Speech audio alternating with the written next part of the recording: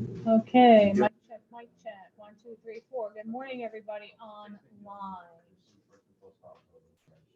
I am going to pass the test back or the quizzes back um, from last week. So this is period 5. And you guys didn't do too bad, but there were some observations.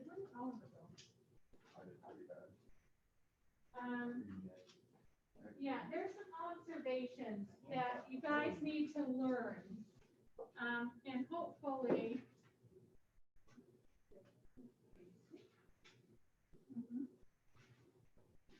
Did you get points off or a technical bonus? no, it's all or nothing. The bonus is always all or nothing. Oh, I know. Sorry.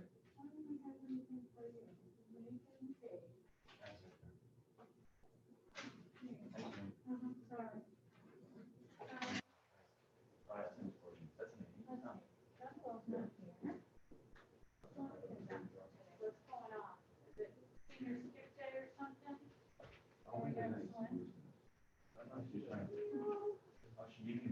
Nathan. So you didn't do that bad, but here's the thing. So I'm just gonna, actually I'm gonna do it on my iPad so everybody can see. Forgot about the kids online. 1, 2, 3. Okay, so I'm admitting kids still. So I passed back the quiz papers to the kids in class. And there were some observations that I made that I want to discuss with you guys. So, and it's your first test / quiz. So what I saw was interesting. And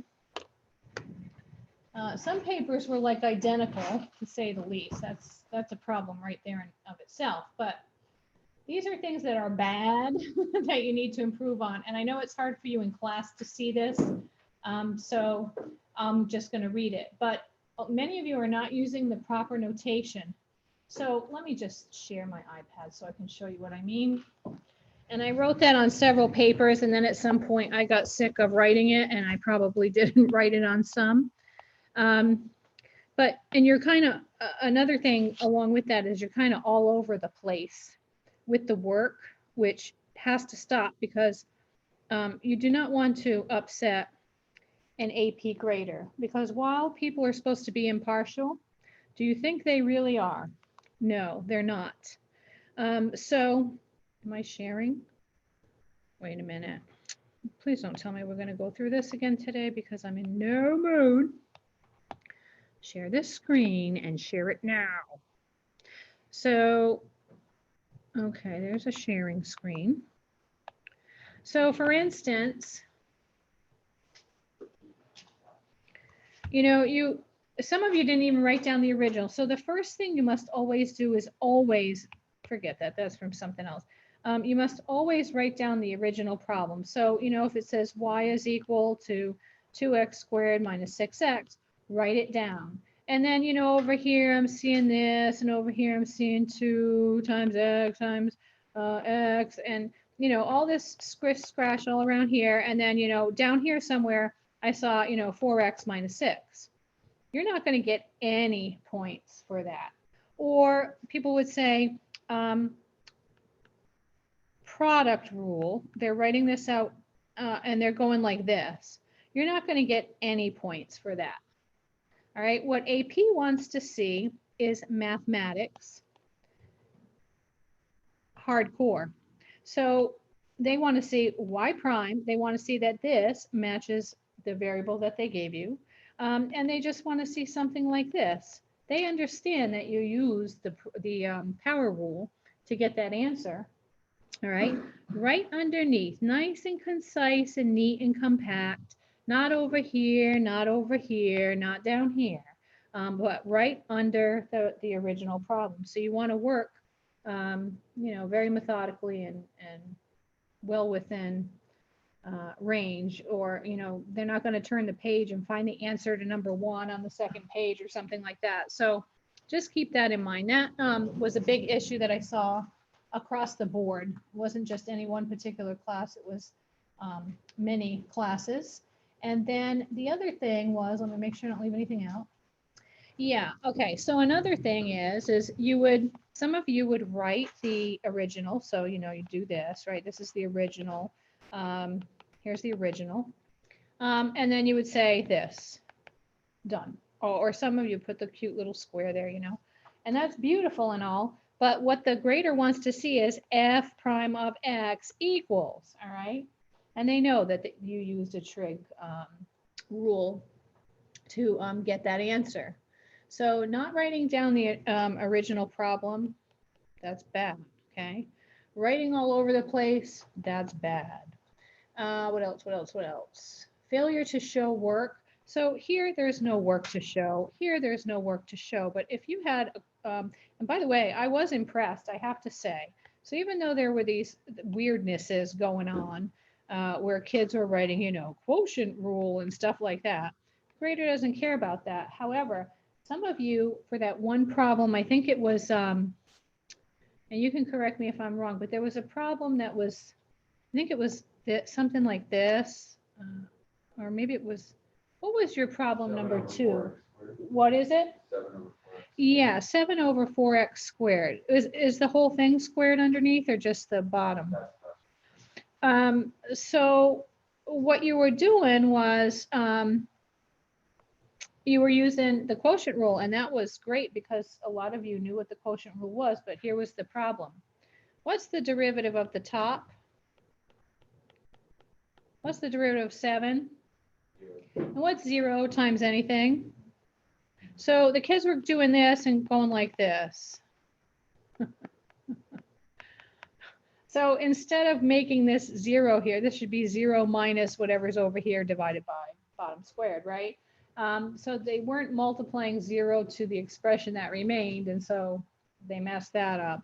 But you didn't need the quotient rule for that, right? I said the quotient rule would not be part of the quiz, and it wasn't. The other thing is that in this Canvas version that we have, I'll be kind of glad to be done with it. Bad. Canvas is a great tool if the district pays for all of its really cool features, but our district does not. And as such, we're limited as to what we can do. So what I've been having difficulty with is what I found out just this weekend by inputting the grades is that I have to do this manual thing in order to weight a quiz separately or differently from a test. In this version, it's sort of like everything falls under /test quiz. There is no difference. And so I've been working with the people on the chat line on how to kind of get around that. So the weighting is still a little bit off. It's going to be fixed. So you could probably expect your grade to go up a little bit more, but I wouldn't say too much from what it is right now. Because what I've got in there right now is kind of messed up, and then I had yard work to do this weekend. So anyway, and I love yard work. So I wanted to have some part of my weekend to enjoy. So anyway, show your work, write down the original, write down F prime, Y prime, G prime, whatever they give you, and keep your work legible, neat, and organized in one little section. Okay, do that. Because some of these things are like insane. Are there any questions? Anybody online have a question about any of the hacking up of the papers that I did over the weekend? I was grading them at like 4:30 in the morning because my dog woke me up. But Ashley Verdiera made it better because she brought me a going away present this morning, and I never had a something mocha frappuccino. Something mocha frappuccino. Is it the pumpkin spice one? No, it says VTSC mocha Oh, it's frappuccino. venti, it's just the size. Oh, venti, what's SC? I don't know. But anyway. Oh, yeah. So anyway, she knocked on my door and brought me this as a going away gift. And it's very yummy. Very sweet, but she just wants to keep me fat. All right. So you guys have to help me because my mind is all over the place.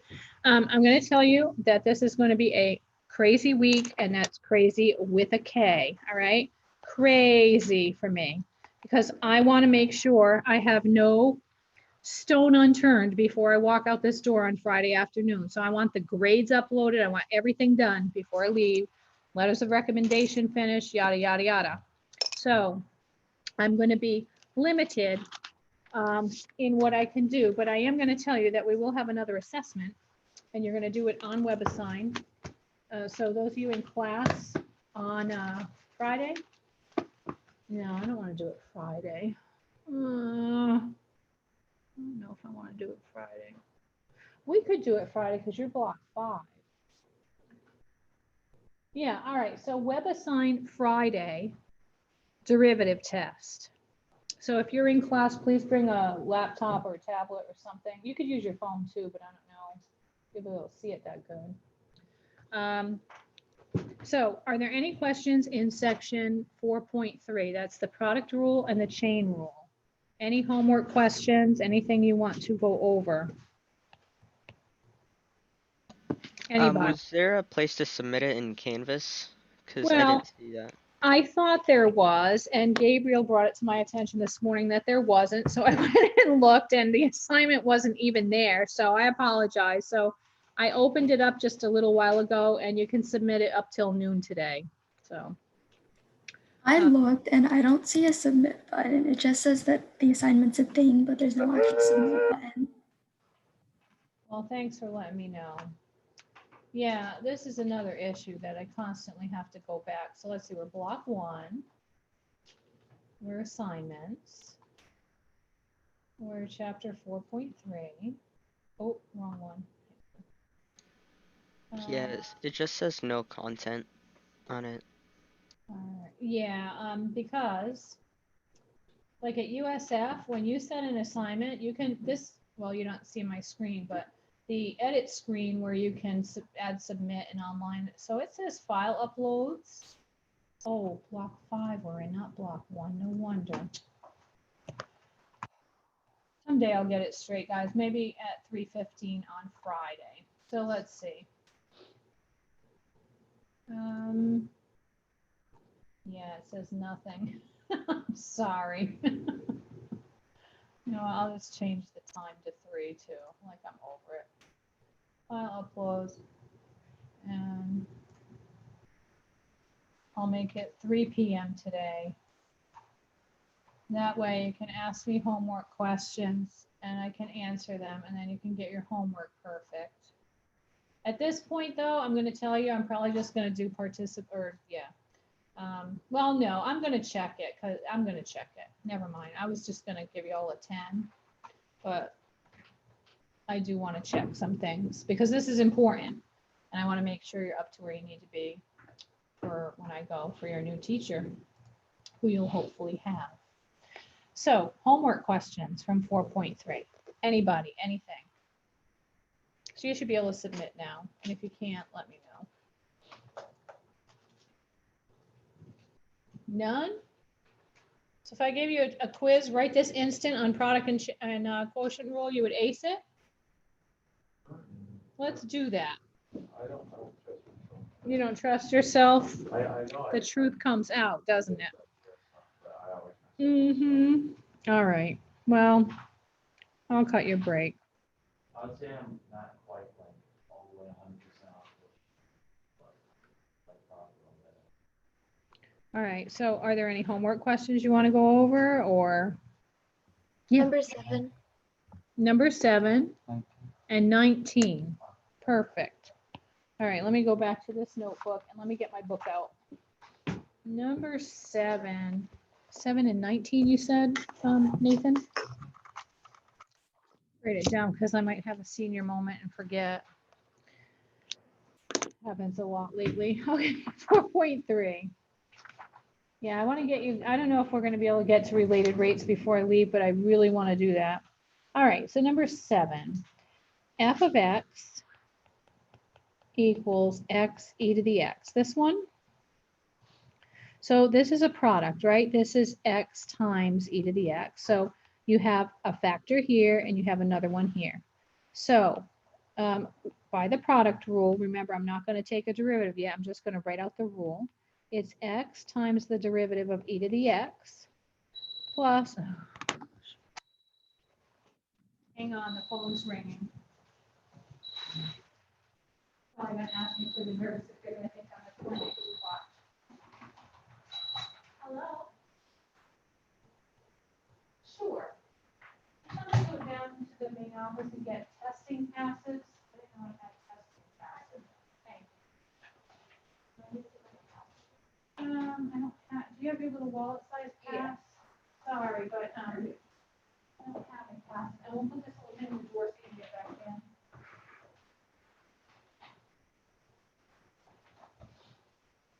I don't even go to my mailbox anymore because when I get here in the morning, the door's locked, so I'm not gonna run around trying to. Okay. So back to this thing.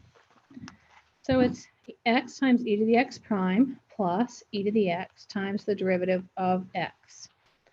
So now I'm going to take the derivative. So we leave this one alone. Derivative of e to the x is e to the x. Plus, we're going to leave this one alone, and we're going to take the derivative of x, which is just 1. So 1 times e to the x is e to the x.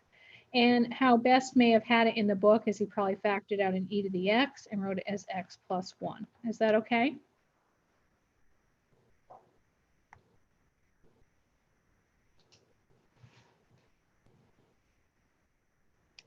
And in number 19, that's a quotient rule. So we have y is equal to 1 minus the sine of x divided by 1 plus the sine of x. And so remember, with the quotient rule, it's really critical that when you write it out, you make sure you notate that you're going to take the derivative of what's in the numerator first. Absolutely critical. So we'd say y prime is equal to, so I do it this way. I don't do the low d high thing, but derivative of the top times the bottom minus the top times the derivative of the bottom. I forgot my x there. All over bottom squared. Like that. All right, so again, I haven't taken a derivative yet. I'm just writing out the quotient rule. This is how you write out the quotient rule mathematically. So let's take our derivative. So the derivative of the numerator goes like this. The derivative of 1 is 0, okay? And the derivative of the sine is the cosine, but this negative sign has to apply to it. So we have negative cosine of x times the bottom minus the top times derivative of the bottom. Well, again, the derivative of the bottom here, this is a 0, and the derivative of the sine is the positive cosine, so times the cosine x over the bottom squared.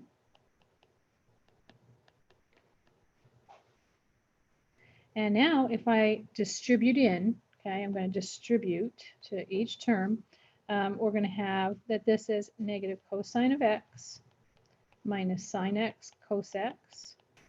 You could write it as minus cos x sine x, it doesn't matter. Over here, though, I got to be really careful because not only do I have to distribute in this cosine, but I also have to distribute in that negative sign to every term.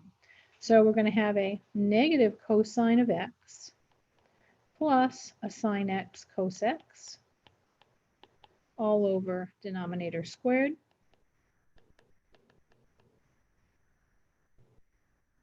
And what I see is that some things are going to cancel here, namely this sine cosine. Those are going to cancel out. And so what we're left with is negative 2 cosine of x over 1 plus the sine of x squared. Is that okay? So a lot of times what kids do, a common error is that they take the derivative of what's on the bottom first. And if you do that, you'll definitely get the wrong answer. That's a very common error. Any others? My precious angels. Thank you so much. So let's see. I'm an e-learner. I'm so sorry. You went all the way down there for nothing. They constantly, I've told them over and over, this kid is an e-learner. And they insist on sending up the passes. All right, so if there's nothing else, then let's do 4-4, which is the chain rule. Have we done any chain work yet in here? None? Oh, you're in for a big treat. You're not going to like it probably, but once you get it, then you'll be like, this is cool. And by the way, this is an incredibly powerful rule, and you need to use it about 95% of the time in derivatives, because what you've learned up till now are the basic rules. The product and the quotient rule is still a basic rule, but the functions that you end up with in this class become crazy with a K, and a lot of times they're composite, and you need chain rule to take derivatives of composite functions. So let's remember what a composite function is, right? So a composite function is f of g of x, right? You have this outer function f of x, and you have some inner function. I need another color, blue. You have this inner function here, which is g of x. And when we take this g of x and plug it into this x, we get f of g of x. Does that make sense to everybody? Okay. Well, the derivative, and this is an important rule that you must know by heart in the abstract, the derivative of a composite function, the derivative of that thing, is equal to the derivative of the outer function recomposed with the inner function times the derivative of the inner function. F of g of x is prime is equal to f prime g of x times g prime of x. So you have to identify your outer function and your inner function, and here's a little hint. The hint is this, is that if you see something like, I'm just going to make some up here.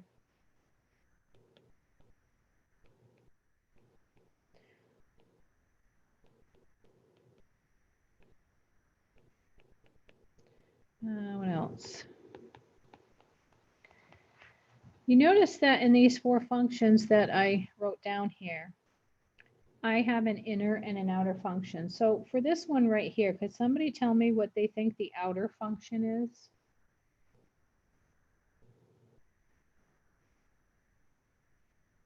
Just give it a whirl.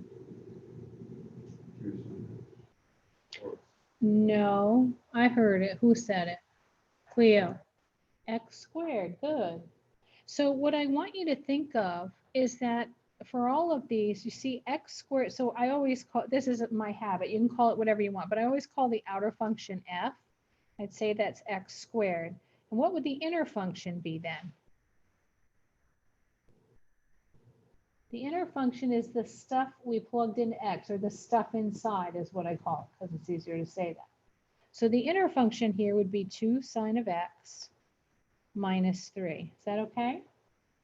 So whenever you see a parenthesis with a bunch of stuff in it, I want you to think of it as x squared. And anything you see inside of it is the stuff inside, the inner function. The same is true with this radical. What would the outer function be here? Square root of x. And what would the inner function be? Perfect, right? And what about this next one, e to the 5x? Ooh, purple. What's the outer function for e to the 5x?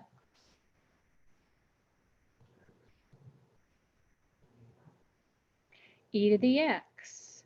And the inner function would be the 5x, right? So anything weird in the exponent other than x is a composite, is an inner function. So whenever you see, you know, e to the stuff, anything other than x, I want you to think of the outer function as e to the x. Whenever you have a radical with a bunch of stuff inside, the outer function is root x. Okay. What about this sine function? What's the outer function? sine of x, and the inner function then would be 2x. You see that? Let me see if I can find some tricky ones here. There probably, no, there's not. There's not. Okay, so these are the 4 types. Parentheses raised to some power with a bunch of stuff going on inside. This radical with stuff underneath. Exponents with stuff inside other than x. And, you know, our parent function, sine x, cosine x, tangent x, anything other than an x for a trig function would be the inner function, all right? So the chain rule says that we have to take the derivative of the outer function and recompose it with the inner function, and then multiply that result by the derivative of the inner function. And that's equal to the derivative of this composite. So let's try it. Let's look at this first problem. Yeah. I'm sorry? Oh, thank you. The waiting room. Who awaits? Wait. Better late than never. I'm just going to name him Wait. How about that? All right. So this function here, 2 sine of x minus 3 squared. You told me that the outer function was x squared. So can somebody tell me what so we know that the outer function is x squared and that the inner function is 2 sine x minus 3. So can somebody tell me what's the derivative of the outer function? 2x. What's the derivative of the inner function?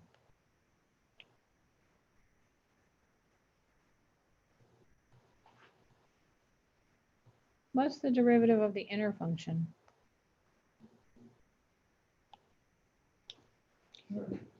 What is it? No.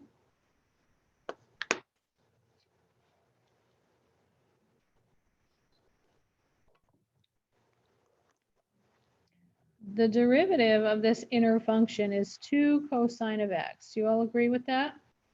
This is a constant multiple. The derivative of the sine is the cosine. The derivative of 3 is 0. Is that okay?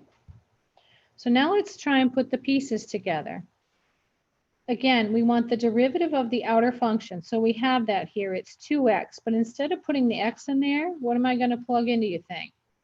It says the derivative of the outer recomposed with the stuff inside. That means I fill in any x's with the stuff that was originally inside. You see what I'm doing here?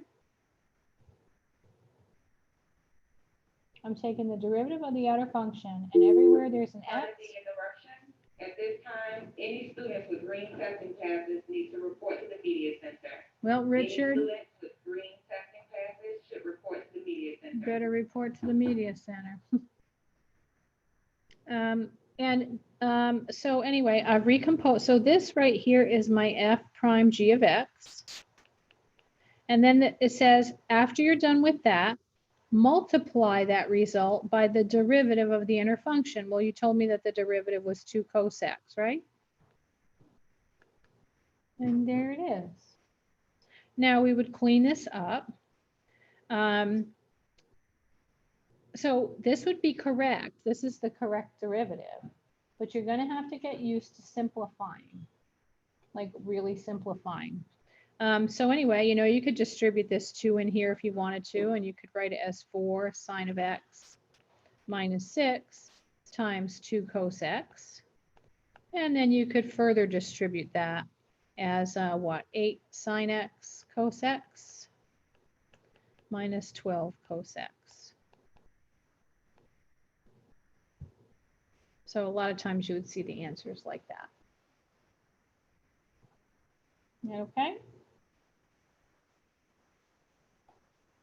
We're going to be doing lots of practice with these. And you'll see by the next time you'll feel much more comfortable. And then by Friday, you'll be chain rule experts. Any questions so far as I sip on my salted caramel mocha frappuccino? This stuff is good. You should all go get one. And I'm shocked that she bought it from Starbucks because she knows I banned Starbucks, but It was her going away gift to me, so how could I not drink it? That would be rude. I love Starbucks, but I don't go there anymore. All right, so that's one. Let's look at the other one. So I'm going to erase this. I'm going to get it out of my way. Let's do the next one. So you told me a minute ago, so we're going to do this square root. If f of x equals the square root of x squared minus 4. Now, remember, we don't know how to take a derivative of a radical, so wouldn't we write it like this? Right? So we could take derivatives. Like if you think of the square root of x, you write it as x to the 1/2, right? This is the same as x to the 1/2, but instead of x, there's stuff inside of x, right? And you said that the outer function was x to the 1/2 and that the inner function was x squared minus 4. The stuff inside is the inner function. So what's the derivative of the outer function?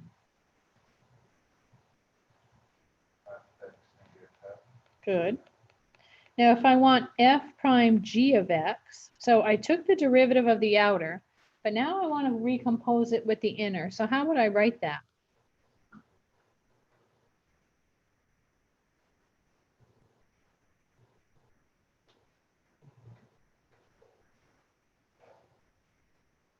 So this is the derivative of the outer.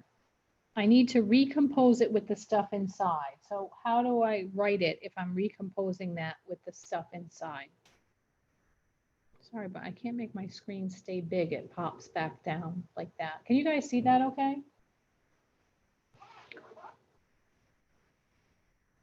Why are we doing that in this doing G prime? Oh, I'm going to get G prime in a minute. I just didn't do it yet, but you know, we can do it. So here, let me move this over. And the derivative G prime, if you want, is 2x, right?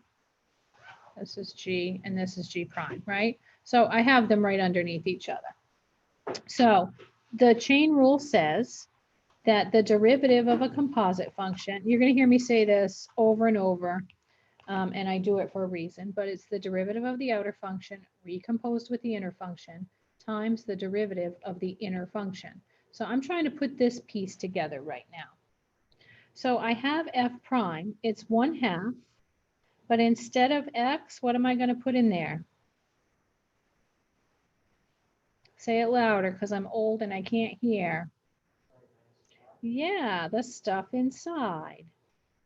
Okay, so once I'm taking the derivative of what I deem to be the outer function, all I'm doing is anywhere there's an x in there, I'm replacing it with the stuff inside, okay, which was originally under my radical, in my exponent, in my parentheses, or in some trig function.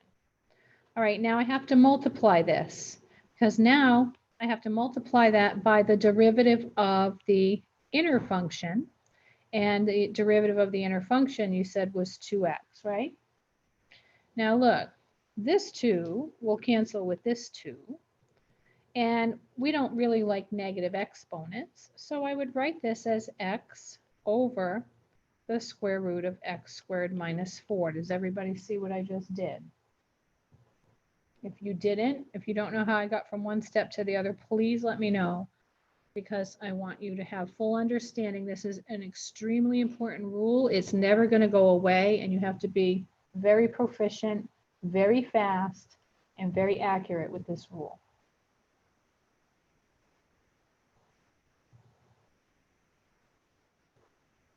And there's your derivative.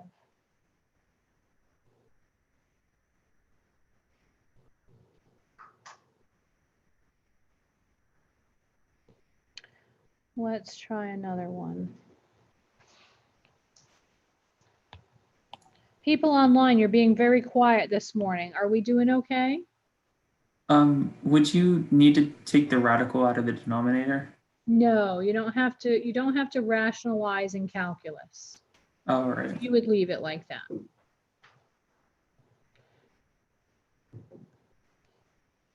F of x equals e to the 5x.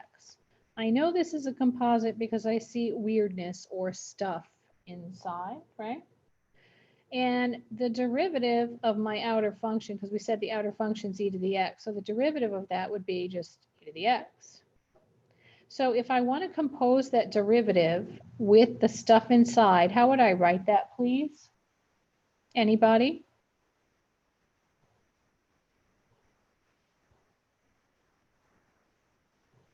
Where?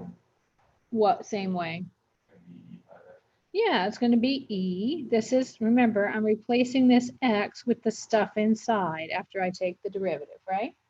So this is my, I'm going to change this notation. This is really my f prime g of x here, right? Now g of x was 5x, so its derivative is 5.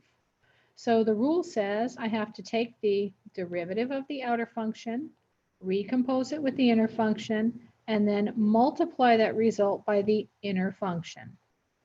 So if I multiply it by 5, then writing this nicely, I get 5e to the 5x.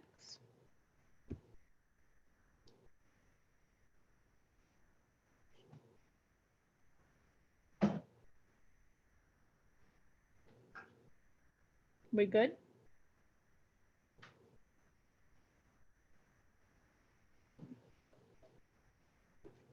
Okay, una más, una más. What if we have f of x is the sine of 2x? Well, you said our outer function,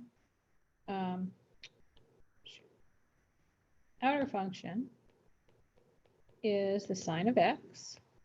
So what's the derivative, please? Cosine of x. And what's f prime g of x then?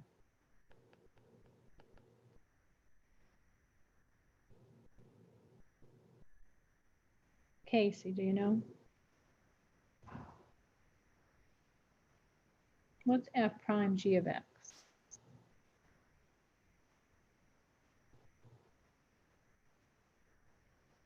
Vivian, do you know? Yeah, it's the cosine of 2x. Remember, after I take the derivative of the outer, I'm replacing any variable in that derivative with the stuff that was originally inside.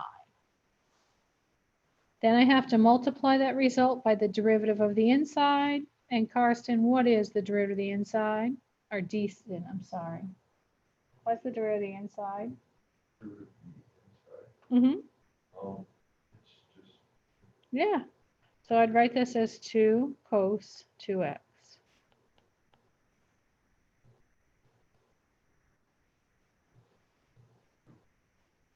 Now, we usually don't go through all the work of writing down the outer and the inner and blah, blah, blah. So I'm going to show you how I would take the derivative of the first one. I call it peeling like an onion. Did you want me to go back?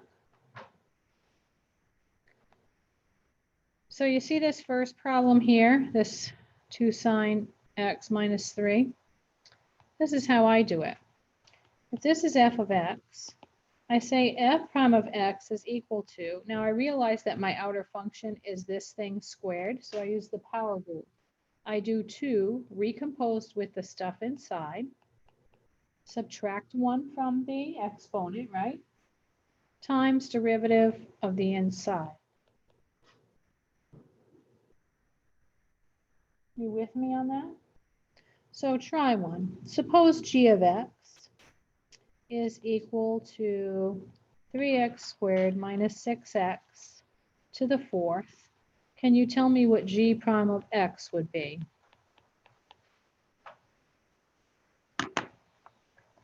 I'll take another sip. This is such a treat. How much are these things? Like $7? A fortune, right?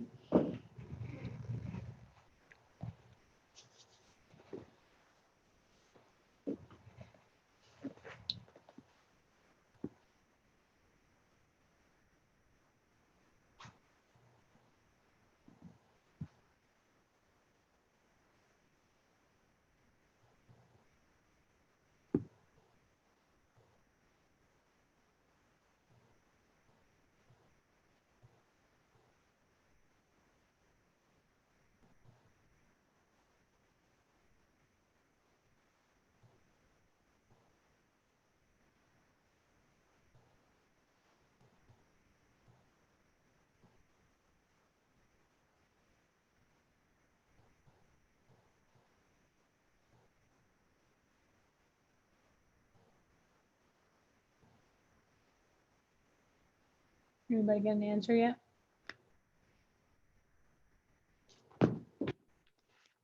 Let me look at my list of names.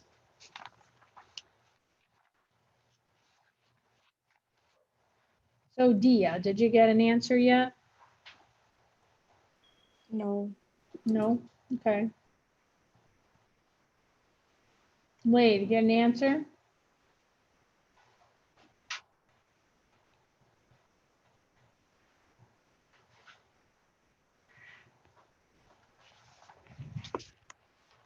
Wade? He probably went back to bed. Probably they roll over and hit the on button on Zoom and then roll back over and go to sleep.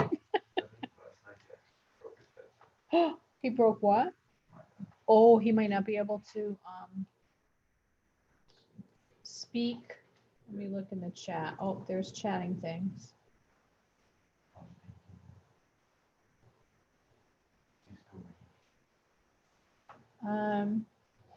Okay, so he's not answering. He's not even putting anything in the chat.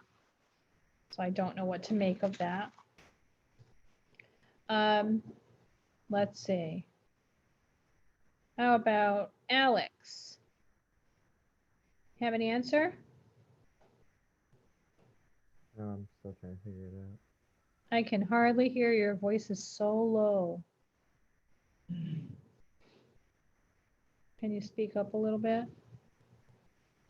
Here we go. Sorry, I was in the wrong mic. That's I'm okay. still trying to figure out the equation. Okay. Or answer. Alice, answer? No, not yet.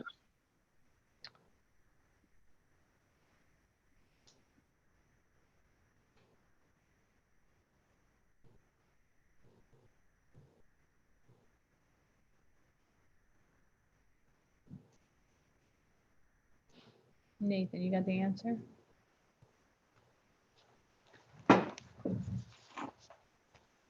Beautiful. Nate got it.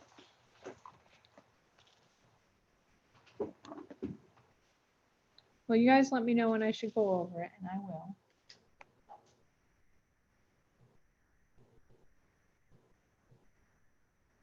Everybody's working very diligently.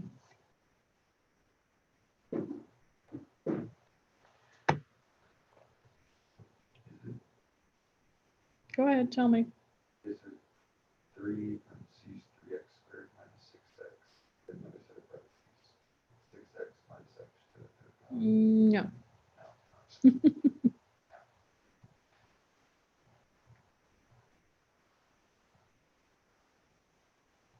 Now, if you have to write down what the outer and the inner function is, do it. And in a few days, you won't have to do that anymore.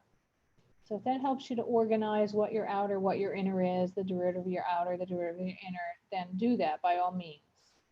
But I'm trying to tell you that once you become proficient with this, you will no longer have to do all that work.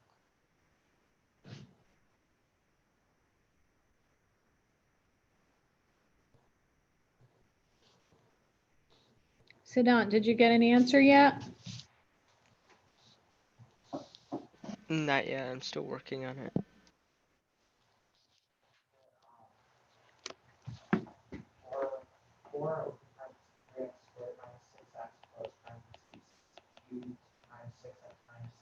Perfect.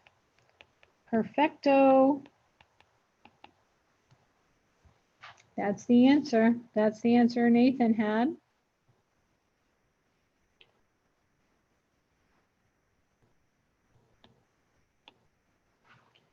So again, you know, working on this one here, if we have to, we identify our outer function, which again, I always call f just out of habit, but as x to the fourth, and our inner function as whatever is inside, doesn't matter what it is, okay? Inside the parentheses, inside the radical, inside the exponent, inside a trig function.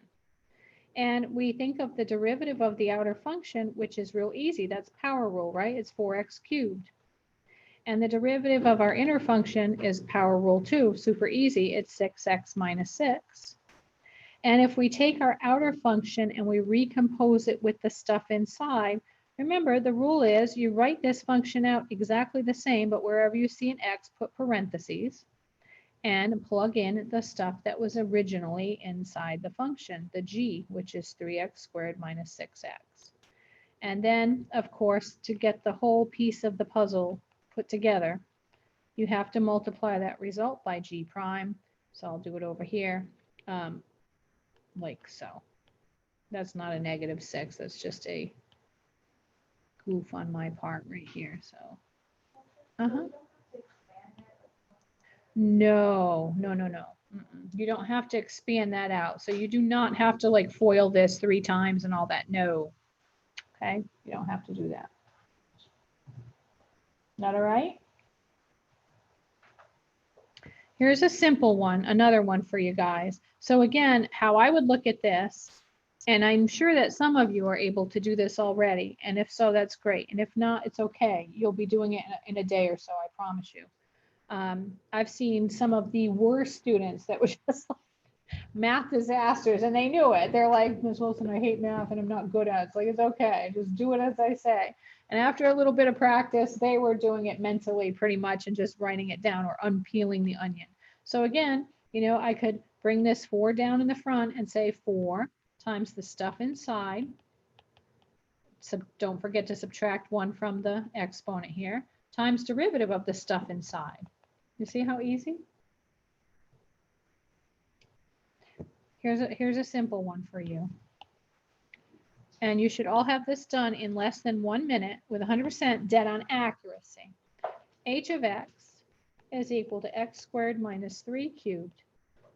Donde está el derivative? How do you say derivative in Spanish? I'm not a very good language person, by the way. I try, but I just am not, I'm not good with languages ever. So I know I can say donde está. The is L, I think. And then derivative, I have no idea what the word derivative in Spanish would be. What's the derivative? Oh, I'm saying where's the derivative? It's over there. Oh, okay, forget it. See, I told you. No wonder. Yeah. Let's see. Derivada, let me see. Gussie sent me. Derivada. So how would I know what to use, derivada or do? See, it's too much for my brain. I can't do it. I just want to wake up one morning and speak like 15 different languages, but I know that's not going to happen. That will never happen. Depends on if the derivative is referring to a masculine or a feminine. Yeah, I don't know. Because we don't have that in English. That's something that always confused me too, assigning masculine or feminine to words. Like I could never wrap my head around that. Very interesting. Maybe someday in my real old age, I'll study the languages. I think they're all beautiful, but unfortunately for me, I'm not gifted at anything like that. So who's got an answer? Quick. Go ahead. Yeah, so again, if I unpeel like an onion, I realize that my outer function is x cubed. So I bring down that 3, recompose it with the stuff inside. Don't forget to subtract 1 from the exponent times the derivative of the inside. And if I combined that with that, then I would get 6x times x squared minus 3 squared. Did everybody get that right?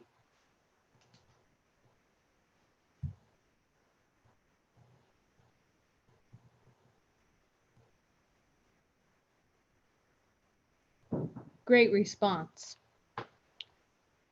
Overwhelming. Overwhelming responses. Okay, here's another one. S is equal to 1 plus x squared to the 10th. What is S prime?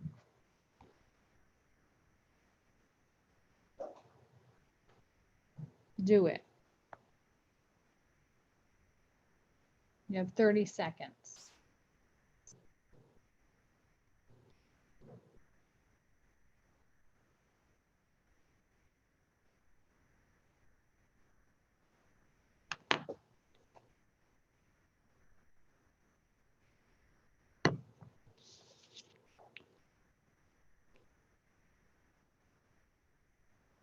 Victoria, did you get an answer yet? No, not yet. I'm waiting for you, Victoria.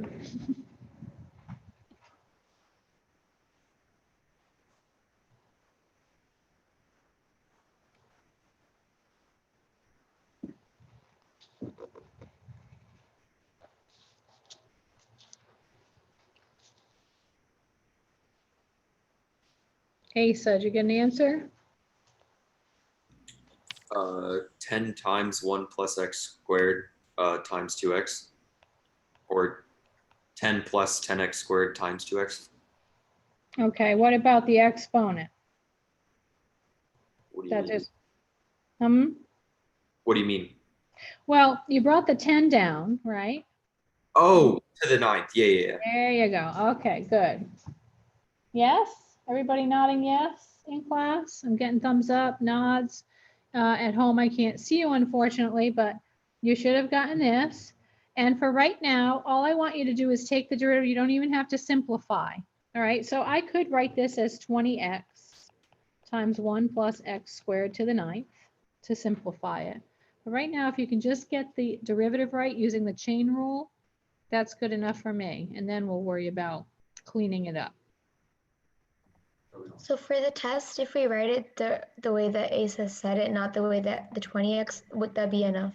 Well, here's the deal. You're gonna be taking that on WebAssign, and WebAssign is going to force you to combine things. So, yeah. Okay. It wouldn't be anything crazy that you would have to combine on WebAssign, but okay, here's another one for you guys. Oh yeah, before I give you this one. So remember we had that e to the 5x problem, and we said that the derivative of that thing was 5 e to the 5x. Well, suppose I gave you e to the 1/2 x. This is chain rule for sure because I've got a composite, right? So we take the derivative of the, so I'm just going to do the whole chain here. G prime, sorry, yeah. The derivative of the outer function would be e to the x. Do you agree? And if I recompose it with the stuff inside, it's going to be the same as the original, right? Now, what's the derivative of the stuff inside, please? 1/2. So the answer here is 1/2 e to the 1/2 x. So you're noticing a pattern. This was e to the 5x, and the derivative was 5 times e to the 5x. This is e to the 1/2 x, and the derivative is 1/2 e to the 1/2 x. Essentially, all you have to do with e, not always, okay?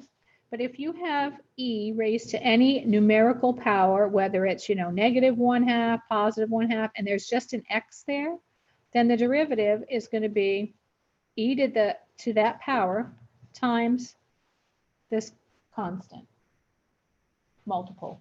Is that all right? So if I tell you e to the minus 3x, if I tell you this is the function, what's your derivative? You're going to say the derivative is what? Negative 3 e to the negative 3x. Done. Capiche? So e is pretty easy to work with. Now, what happens with these is you end up getting quotients and products and chain rule all mixed together. And you have to decide, how am I going to approach this? An example of that would be, I don't want to make it too difficult. Let's see. All right, so an example of that would be something like this. Y is equal to root 2x times sine of 3x. So if you just looked at this on a test, what rule would come to your immediate attention? What rule do you already know? First and foremost, this thing is a what? It's a product. So whether it looks like this or whether it looks like this,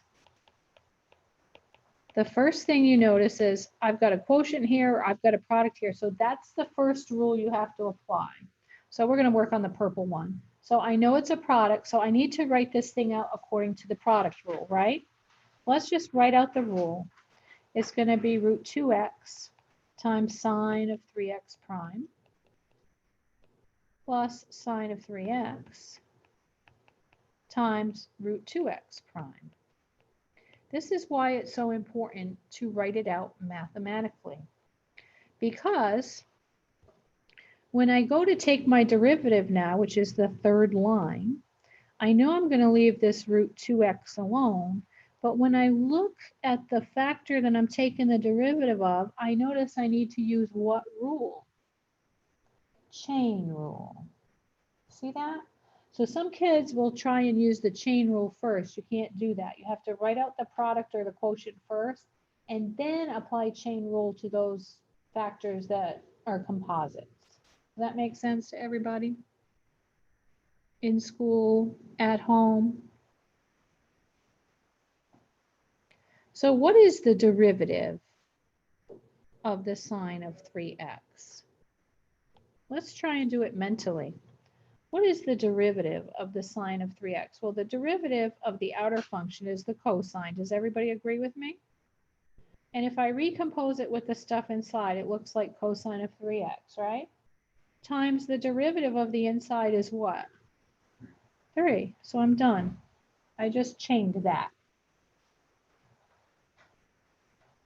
Plus,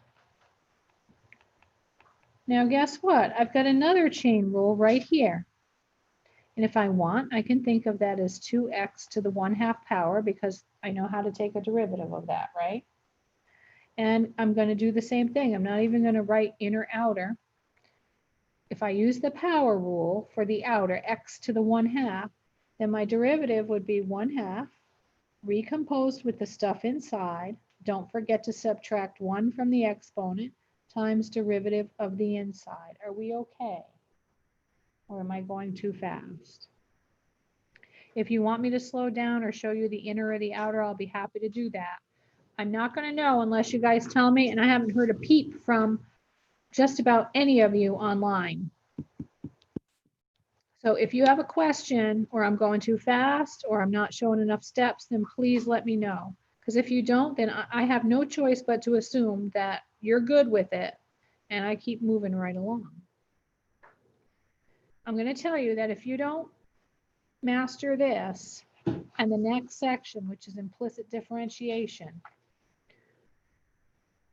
you're going to have so many problems with the rest of the course. This is extremely important. I can't stress it enough.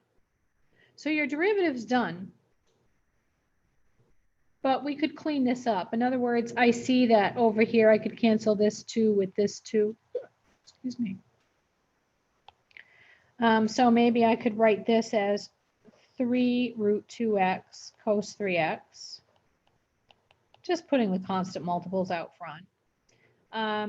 Plus sine of 3x over the square root of 2x. See that?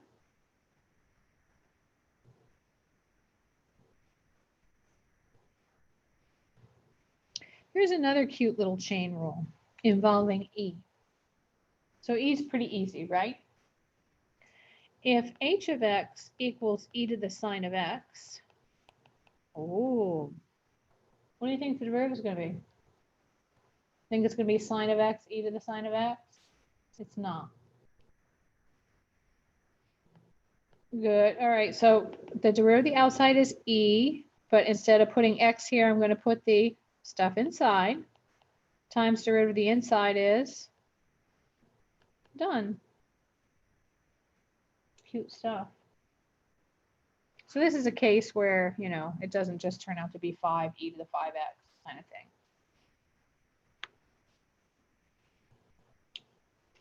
So, and by the way, just so you know, because I know our class ends soon, right? I forgot, it's Monday. Okay, so let me say this. Do you know you can have an infinite chain rule? So, you know, we could have h of f of g of x. We could have j of h of f of g of x, right? And so forth. So something like this is a chain within a chain. It would be the derivative of the outer recomposed with the stuff inside times, if I take the derivative of the inner, that's another chain, right? Derivative of the outer recomposed with the stuff inside times derivative of the inside. You with me? So technically speaking, we could have a composite within a composite within a composite infinitely. Thankfully, the most you'll get are like 2. And there's a really good example in here somewhere.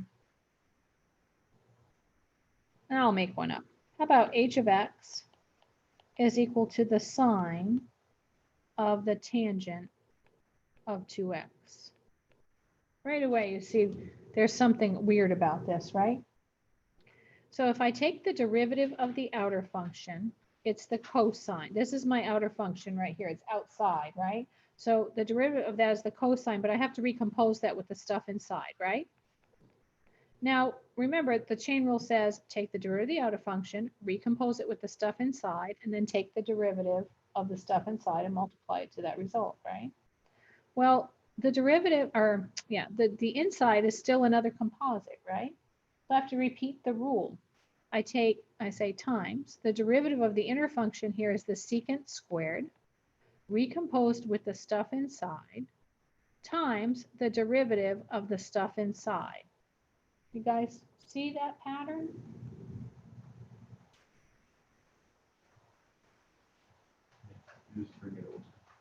You just keep going until you're finally left with just, the derivative of the innermost function. So here's one for you to try. H of x is equal to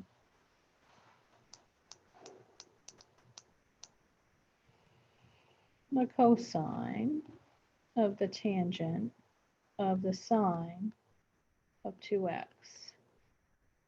Woo! That's a triple chain. Triple chain. I'm really gonna see.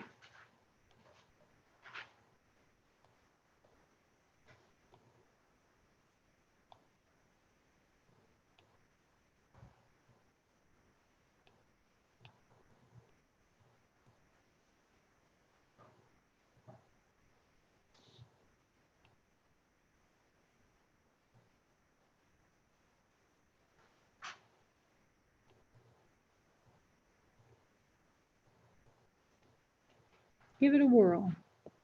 The cosine of the tangent of the sine of 2x.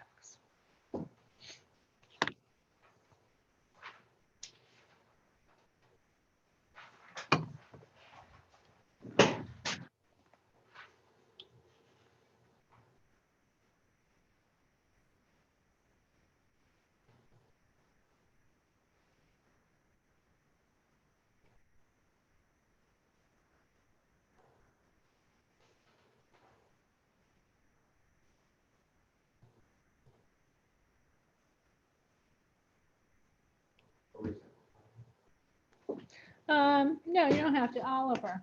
Is it negative sine tan sine 2x times secant squared sine 2x times cosine 2x times 2? Beautiful. Oh, I'm running out of room. Times cosine. Yeah, I wouldn't simplify that mess. That's too much work. Yeah. It's I mean, you could bring the 2 and you could bring the 2 out front. Essentially, the most you can simplify this is really write 2 sine of that mess.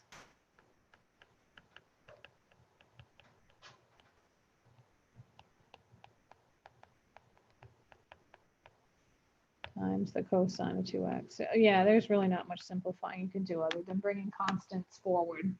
Generally speaking, we always do that. That's just proper math etiquette, but did everybody get that?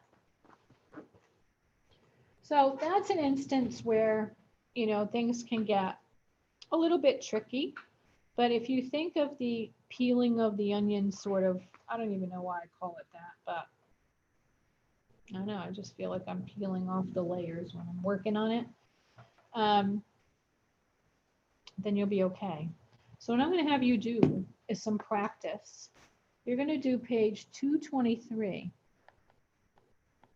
And you're going to do 5 through 21 odd. And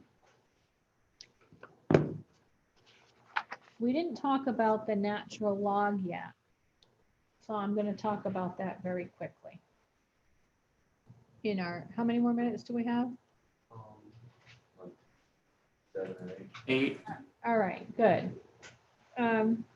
This is not difficult. It really isn't. If you can tell me what is the derivative of the natural log of x? What is that derivative? Who remembers?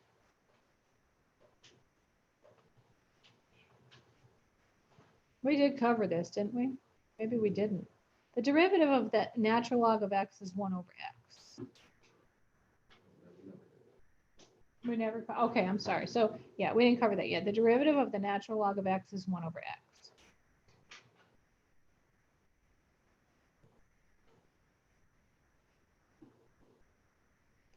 And so you're going to have a lot of problems where you're given stuff like this. That's a little much, Lisa. Well, let me start with a simple one. So natural log of 3x. This is a chain rule, right? There's something in this x, right? Something plugged in, namely 3x. So the derivative of the outer function would be 1 over x, but what are we going to replace the x with?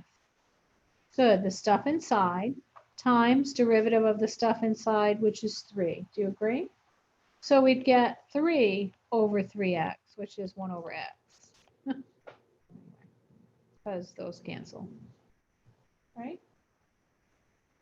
That was super simple. But you're often going to see things like maybe ln sine of x. No big deal for you guys, right? Because you're getting good at this now. So you say f prime of x is equal to 1 over x, but we're going to recompose the x with the stuff inside, times the derivative of the stuff inside. Are you all with me on that? At home, is everybody with me on what I'm doing? Yep. And then we can write this as the cosine of x over the sine of x, right? And what do we know that to be? Yeah, the cotangent of x. I need to learn to write bigger.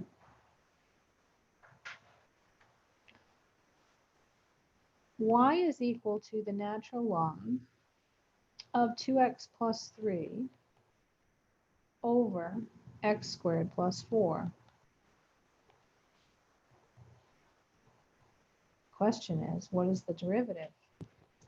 Well, the derivative of, oh, I can't hold and write at the same time. Okay, I was trying to hold it big. I'll try and write bigger. So the derivative of the outer function is 1 over x, but instead of x, we're going to put the stuff inside, right? Times the derivative of the stuff inside. Now, what's the stuff inside? That's a quotient rule, right? So I'm going to do that very quickly in the way that I do it. I take the derivative of the top and multiply it by the bottom, minus the top times the derivative of the bottom over the bottom squared. Is that okay? And what this first term here becomes is x squared plus 4 over 2x plus 3. Yes? Times, if I clean up this mess here, I'm going to have, so I'll just put it in brackets, I'm going to have 2x squared plus 8 minus 4x squared minus 6x all over denominator squared. And right away I see I can cancel one of those with one of those, right? So I'm left with negative 2x squared minus 6x plus 8 on the top over x squared plus 4 times 2x plus 3. And if I factor out a negative 1 in the numerator, I would have 2x squared plus 6x plus 8 over don't ever do this. Oh no, it's not denominator squared anymore. Oops. Over x squared plus 4 times 2x plus 3, which is equal to the opposite. Now, if I pull out a 2, let's see if this is going to make it any better. So we're going to have, you know what? Maybe I should leave that in there. Maybe I should pull out a -2 and have x squared plus 3x plus 4. That would have been better the first time. Are we gonna have something that's wrong with our quiz? No, maybe as a bonus. So that's going to be -2 times x plus, that's not going to factor, is it? So yeah, we would leave it like this. Good. No, if you had if I gave you something like this on a quiz for real, if you got this far, I would have happiness and joy. And again, we can work on refining and simplifying later. You're not going to have any of these in your homework. They're on the next page. They're actually on page 224. So if I turn the page in my book, the natural logarithms come up. And by the way, in calculus, we don't use the log log. We use the natural logarithm. Anyway, if you want to play with some because you know you love math and you're bored, then have at it. But you're not required to do those quite yet. All right, just let's try and get our chain rule down with the more basic functions, and then we'll look into stuff like this a little bit more next time. Okay? That's all I have to say. Are there any questions, concerns?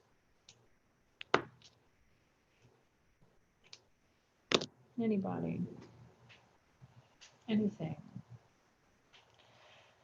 Okay, well, I'm done then, and so are you. You may relax. What's the homework again? The homework is page 223. I wrote Can you it down post that somewhere. on the assignments page? Because I didn't actually know that we had 4.3. I forgot over the weekend. Yeah. 5 through 21 odd.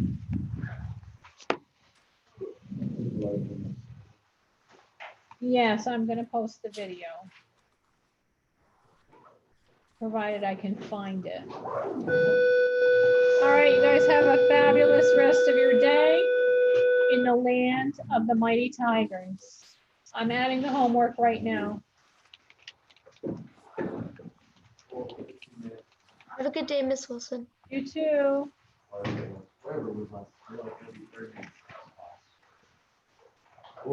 Well, yeah. Each period 15 minutes short, but it adds 15 minutes. You get out of the way next time of period. Bye, Miss Wilson. I loved your biscuit video. What? I loved your biscuit video. Thanks.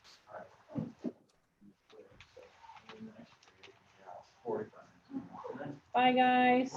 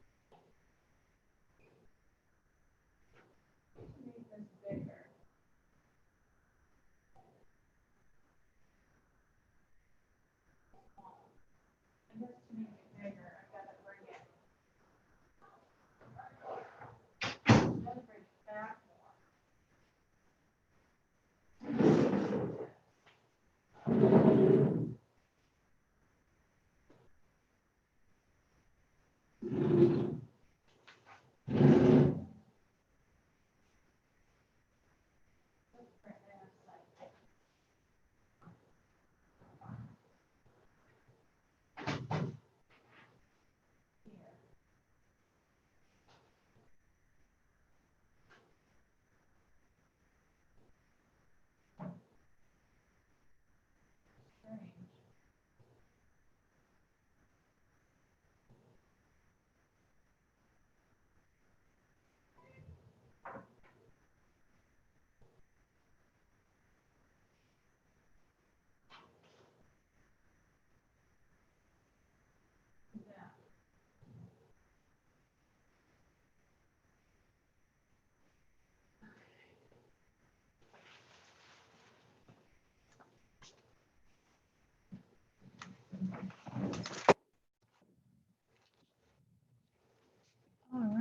So let's leave this meeting and end.